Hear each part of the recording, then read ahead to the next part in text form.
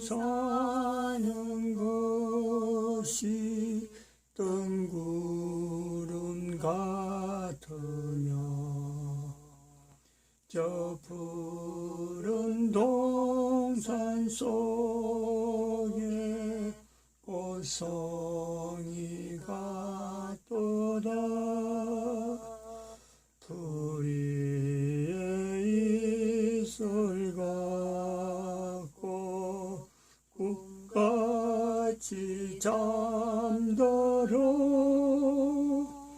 이 세상 모든 영감 곧 사라지도다. 아멘. 하나님 말씀 창세기 4장입니다. 창세기 4장 16절 17절입니다. 합독하도록 합니다. 가인이 여호와 앞을 떠나 나가 에덴 동편 노 땅에 거했더니 아내와 동침하니 그가 잉태하여 에녹을 낳은지라. 가인이 성을 쌓고 그 아들의 이름으로 성을 이름하여 에녹이라 하였더라. 아멘.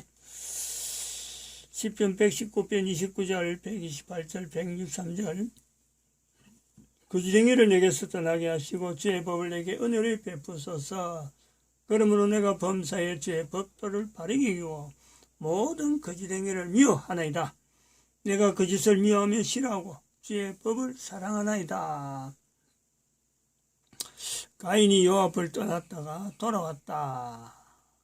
돌아오게 된 것은 거짓행위에 대한 갈등을 하나님 앞에서 해결하는 어떤 하나의 인간의 모습. 가인이 그럴 수 있다라는 것에서 바로 내가 하나님 앞에서 떠나면은 거짓행위 속에서 살아갈 수밖에 없는 인간이므로 이 사탄이 우리 인간이 살아가는 이 환경이 바로 사탄의 감옥의 환경에서 하나님께서 은혜를 주셔서 인간이 살 수 있는 환경으로 사탄에게는 거지없이 참 바랄 데 없이 귀한 환경이죠. 사탄으로서는 만들 수 없는 그 환경인데 사탄이 이때가 바로 사탄에게 감옥에서 노임되다. 노임을 받은 사탄이라는 것에서 우리가 계시록에 언급하고 있는 이 환경을 우리가 지금 인간이 살아가고 있는 환경이다 이렇게 보고 있습니다. 거짓행위라고 하는 이 행위 한 개인이 살아가면서 얼마나 많은 거짓행위를 저지르는지 알 수가 없습니다. 그럼에도 불구하고 거짓행위에 대해서 내가 떠날 수 있고 또 거짓행위에 대해서 해결할 수 있는 거짓행위에 대해서 인정하지 않을 수 있는 그 어떤 장치가 하나님 앞에 돌아가는 거죠. 하나님 앞에. 특별히 우리 대한민국은 전 세계 인류 가운데 이 선지자의 위치에서 지금 우리 대한민국 국민들이 받아들여야 될 때가 지금 되었기 때문에 이승만 대통령으로 시작되는 대한민국이라고 하는 이름 그리고 대한민국의 이름의 국가 역사 정체성이 지금은 문재인으로 대통령 되어 있습니다만 이름은 대한민국으로 쓰고 있습니다만은 그 전에 있던 탄핵으로 대한민국에서 물러난 박근혜로부터까지가 대한민국의 정체성을 논할 수 있는 때다. 이제부터는 문재인이가 대통령 된 이후로는 대한민국에 이제는 국가에서 정체성으로 문재인에게는 적용할 수 없는 문재인은 거짓행위에 아주 똘똘 뭉쳐 있어요.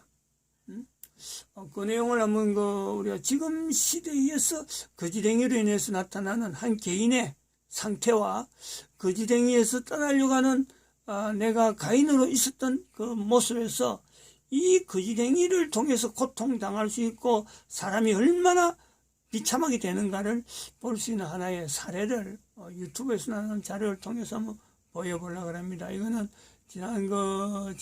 이번 주 보낸 주 3월 28일 날 낮 예배와 저녁 예배 같이 했습니다. 두 가지를 할 겁니다. 너아라 TV에서는 이겁니다. 아버지 정체를 폭로한 나를 문재인은 처벌하라 하는 윤월 스님의 고백. 그리고 또 하나는 또 다른 고백 이와하고 비슷한 내용이 또 있게 됩니다. 한번 들어보시죠. 네. 너무 기니까 1시간대에서 보겠습니다. 여기가 1시간. 예. 그 김철수라는 분을 통해서 스님의 입을 막으려고 간접적으로 움직인 거라고 저는 판단합니다. 맞죠? 맞죠? 그 스님이 저한테 그 얘기를 정확히 해주셨던 겁니다.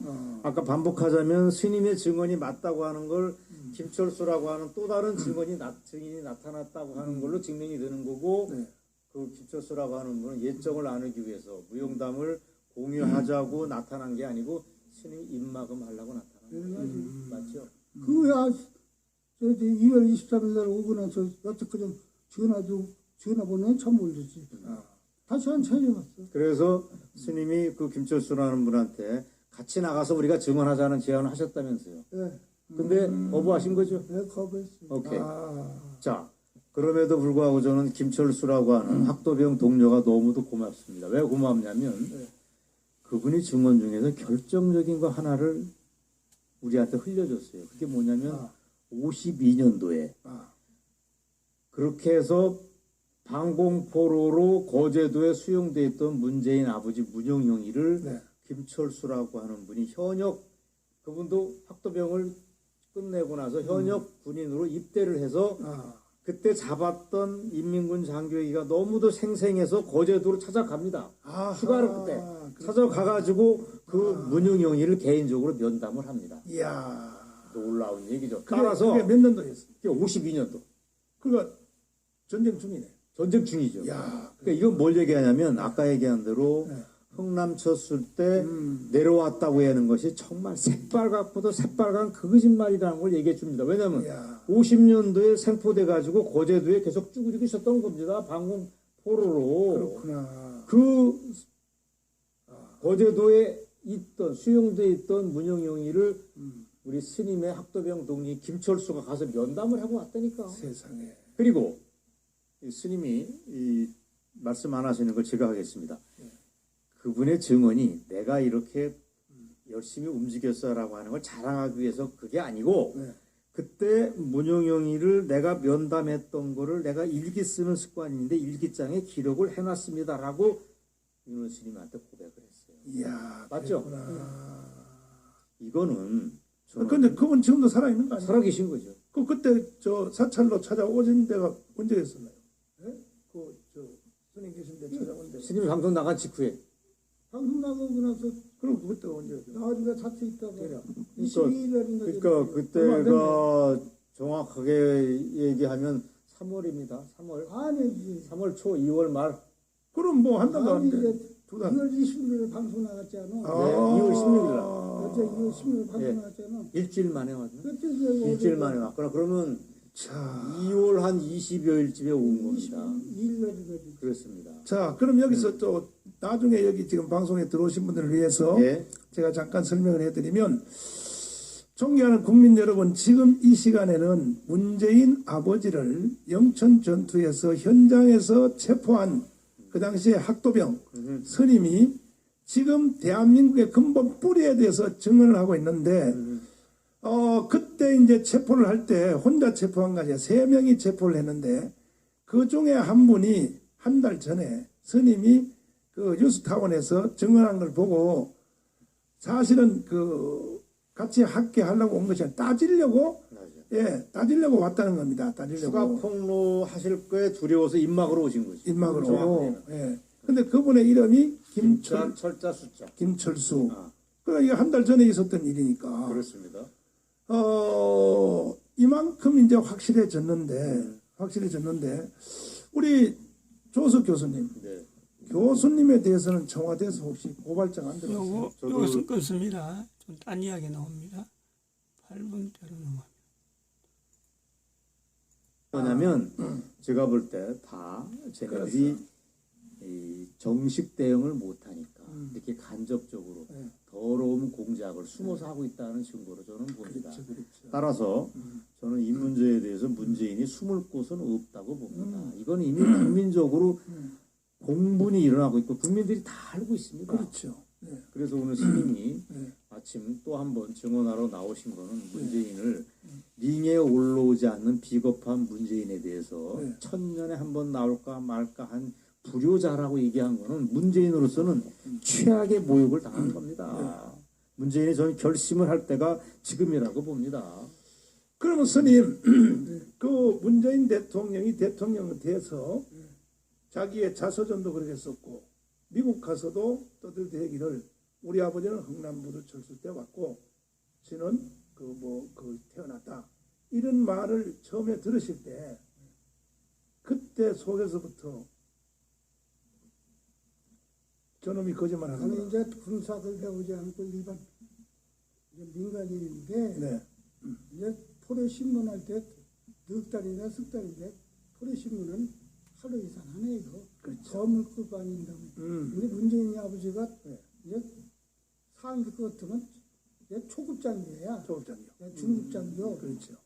그러니까 이제 그렇지는 않았고 네. 그러니까 이제 문재인이 이제 자서전 운면서 지 아버지가 이제 노무자 했다고 하는 것은 네. 그 이제 철조망 안에서 노무자를 한 거야. 아. 그러니까 문재인이 아버지가 이제 노무자를 할 것은 그건 틀림없이 그 이제 경비대에다가 이제 살라서 아부한 거지. 아. 그래가지고 노무자를 한 거지. 그러니까 저기 거제도 포로 수용소에서 너무잘 했다. 그러니까 이제 백년왕도 가고 음. 이제 외출도 나가고 네. 그런 거지. 그러다가 이제 지 마누라가 번쳐가 이제 안수는 거라고 얘기하고. 네. 그러면 교수님 네. 문재인이가 그 낙동강 전투에 오기 전에 네. 그 일본 시대 때 그 북한에서 네. 그가 함경도입니까? 네. 네. 거기서 뭘 했습니까? 자, 저는 윤월 스님이 정말 감사하고 고맙게 생각하는 것 중에 하나는 윤월 스님이 문재인 아버지 체포를 증언한 거는 결정적인 물꼬를 트신 겁니다. 그래서 바로 제2의 증언자 김윤호 선생이 또 나옵니다. 아 그분은 누구예요? 그분이 96세 되신 분인데 아 근데 국군 방첩대 출신입니다. 정식 군인이었던 거죠. 그전에는 이북에서 반김일성, 반공산주의 운동을 펼쳐가지고 김일성한테 골석 재판으로 사형을 선고받습니다. 야. 그러니까 대한민국으로 볼 때는 위대한 영웅이죠. 해방 후에 바로 북한에 이제 김일성이 그렇죠. 들어왔을 때. 그랬던 분인데 이분이 그 반김일성 활동하고 테러 활동을 했다는 이유로 흥남교도소에 갇힙니다. 갇혀있다 국군이 수복해오는 와중에 이분이 풀려나면서 방첩부대원으로 현지 입대를 하시는 겁니다. 이야 그렇구나. 근데 이 스님이 뭐냐? 거기서 현지 입대해서 정식 우리 방첩대라는 게 뭡니까? 대한민국 그 보안사령부의 원조가 되는 거 아닙니까? 군대 경찰이 정보사령부의 원조가 되는 거 그렇지, 아닙니까? 그렇지. 예. 중요한데 거기 그 김인호 선생이 받았던 첫 번째 명령이 뭐냐? 문재인의 아버지 문용영이를 체포하라는 것이었다는 겁니다. 그러니까 윤월 스님이 경북 영천도에서 생포하기 직전에 흥남에서 어떻게 살았는가는 김인호 선생이 다 증언을 해준 거예요. 이야. 저는 그래서 문재인의 아버지의 정체가 윤월 스님이 절반을 증언했다면 네. 김윤호 선생이라고 하는 제2의 증언자가 나타나가지고 윤월 스님이 증언하지 못하는 나머지를 설명해 줬는데 그 핵심은 뭐냐면 흥남 지역 공산당의 핵심이었다. 이거는 무지하게 중요한 얘기입니다.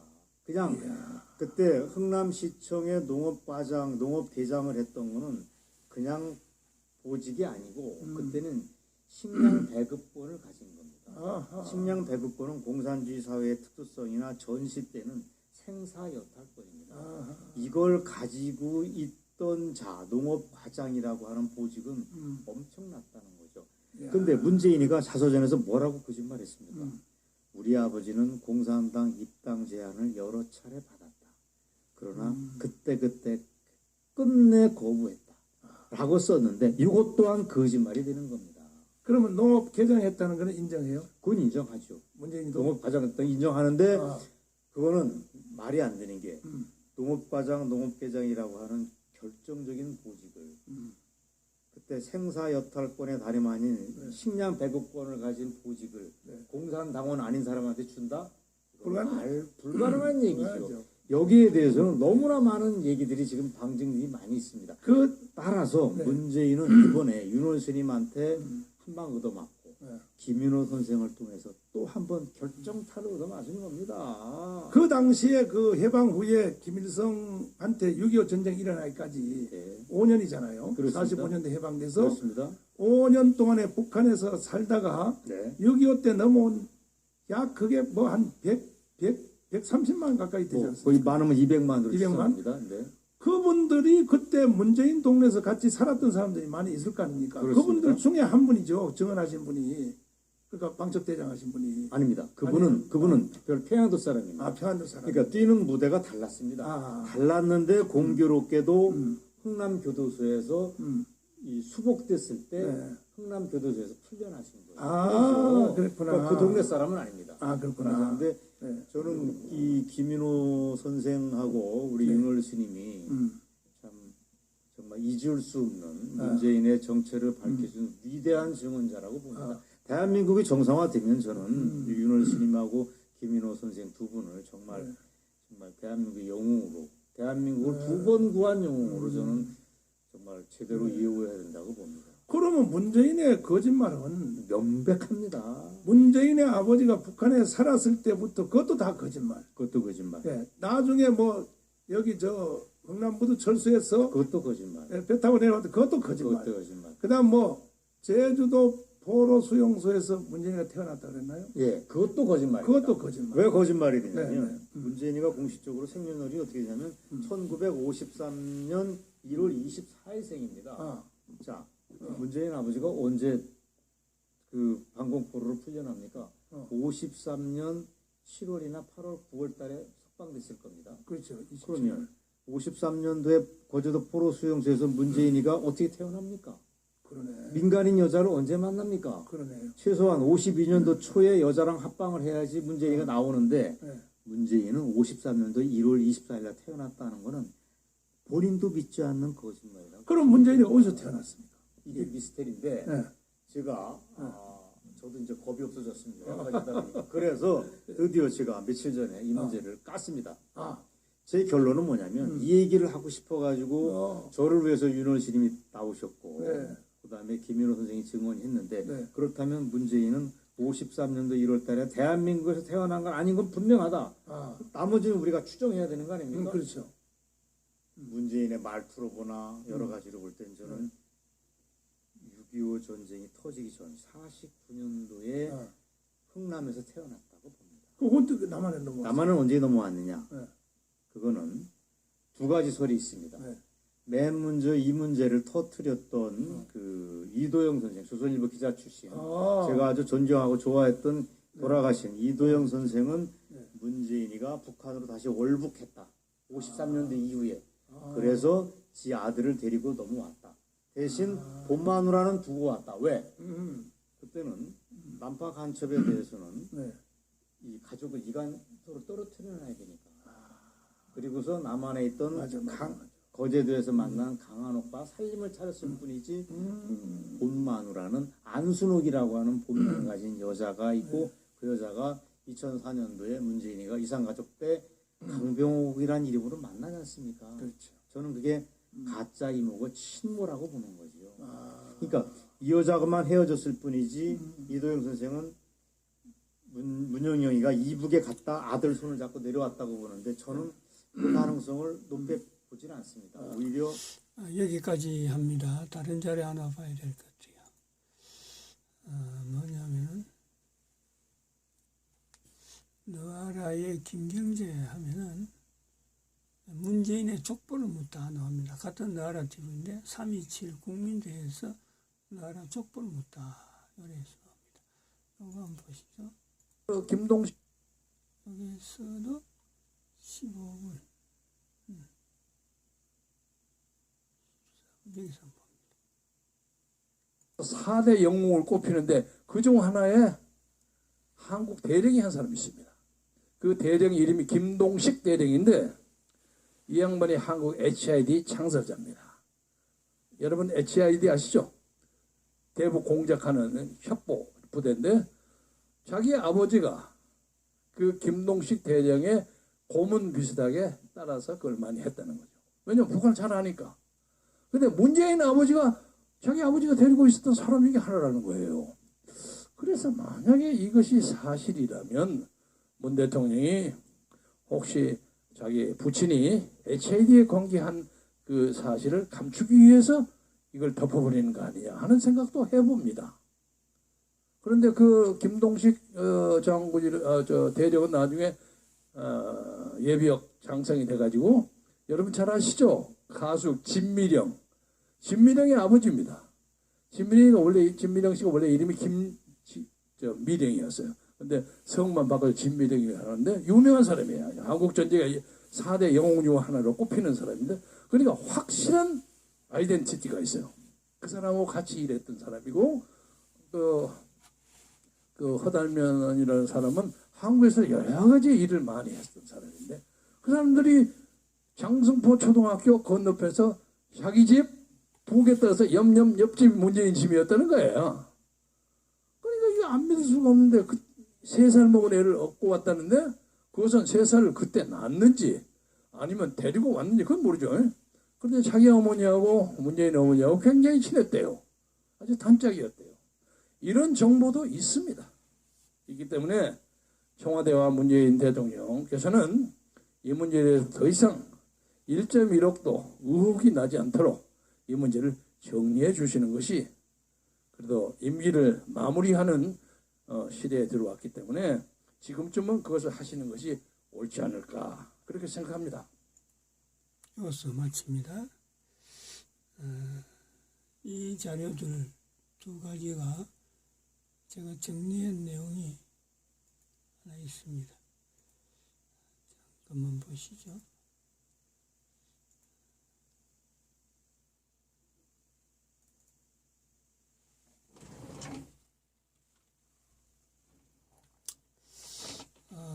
이 주일날 낮에 하고 저녁 예배 때는 이걸 구체적으로 이야기 못했습니다.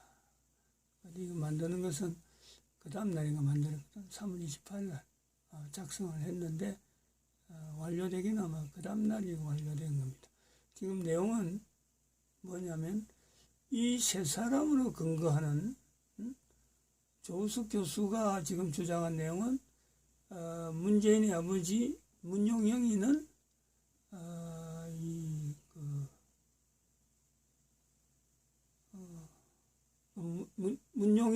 문용영에서 문재인은 그러니까 지금 거짓말로 해갖고 자기 정체를 숨기는 사람으로 나타나고 있습니다. 그런데 김경재 의원은 그 반대로 문용영이라는 사람은 HID 대북 공작 부대에 활동을 했다 하는 것으로 지금 설명이 되고 있는 이 2가지는 서로 상충되고 있죠. 서로 마찰이 되고 있거든요. 다 각각 주장이 다르고 서로 간에 이것 갖고 자료를 가지고 서로 다른 자료를 가지고 현재 의논을 한 상태가 아닙니다. 근데 제가 이제 이걸 2 자료를 듣고 다 같은 사실, 이것도 사실이고 이것도 사실인데 이 2가지를 하나의 단어로 만드는 것이 문용영이라는 사람은 이중간첩이다 하는 것으로 하면은 이 2가지가 다 맞아요. 그래서 이거를 이제 결론을 내고 문재인 대통령이란 이 대통령이 현재적으로 아버지도 이중간첩이고 문재인이도 이중간첩인, 그러면서 대한민국의 대통령의 위치에 있는 이런 사람 밑에 우리가 지금 국가를 맡기고 있다. 이제 국민들이 여기서 판단을 해야 돼요. 그것도 좋다 하든지, 뭐 그럴 수도 있지 하고, 이중간첩이면 삼중간첩이면 뭐 관계 있느냐? 뭐 대통령 돼서 뭐 알아서 하는 거지 라고 볼 수도 있고, 또 한편으로는 이중간첩이 대통령 돼 있는 나라에서 내가 떠나든지, 안 그러면 이중간첩인 자를 몰아내든지, 이 2가지 분명한 행동은 보여야 되는 그런 시대에 우리가 지금 살고 있다. 요 시대가 바로 지금 현재 우리가 지금 이런 고민을 하는 이 시대가 바로 이승만 대통령의 한미방위조약 체결서에 나타나는 선지자적인 위치에 있는 이승만 대통령. 그래서 나타난 내용이 기도 국론하고 걸어갔던 한 사람의 걸음을 통해서 대한민국이라고 하는 국민들, 대한민국에서 이 대한민국 국호를 쓰는 국민들은 이승만 대통령에게 나타났던 선지자적 걸음, 그리고 정거원 목사로 나타나는 선지자 걸음에 또 이어지는 70년 만에 이어지는 이 현재적인 요소에 인류 전체 앞에서 대한민국 국민들이 선지자적인 요구를 받고 있는 질문에 대한 답. 내가 선지 안 하겠다 하든지, 아니면은 이중간 처벌 밑에서 내가 국민으로 있을 것이냐, 안 그러면 이중간 숫자를 물러내고 내가 대한민국 국호의 이 국호를 내가 쓸 것인가 하는 질문에 대한 답을 해야 될 때다, 이래 보고 있습니다. 마칩니다. 기도드립니다.